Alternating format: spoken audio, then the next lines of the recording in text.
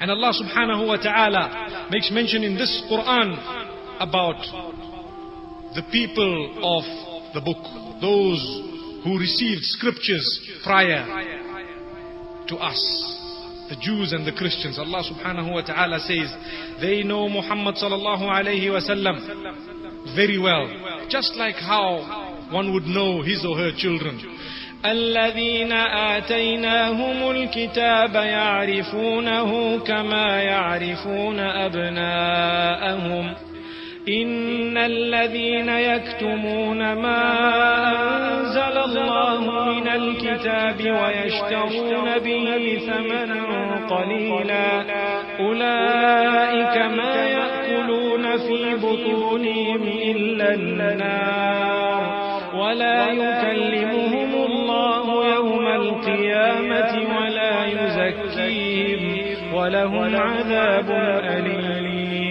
Allah subhanahu wa ta'ala says, those who hide part of which Allah subhanahu wa ta'ala has revealed, and they buy in place of it something very meager, something very minor, something very small.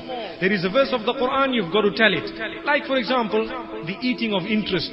Many people eat interest. In fact, the sins throughout the globe, I can name them, I can mention them, the 5 major sins. We have, for example, zina, committed all over the globe. We have the eating of interest. We have alcohol. We have drugs, for example. And we have, let's say, lying, cheating. Now, any masjid you enter, any public gathering, any alim is going to speak about any of these major sins. There has to be people in the crowd thinking that he is speaking about me.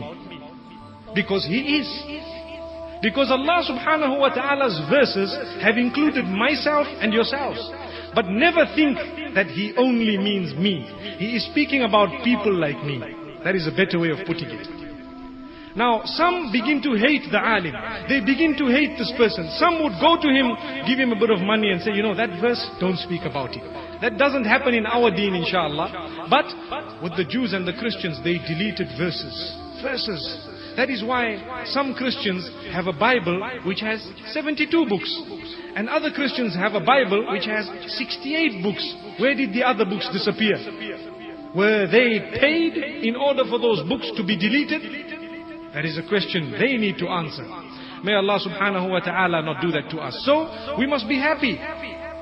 We will be going through the Quran, and I guarantee you what you are involved in, what I may be involved in, what everyone is involved in appears in this Quran.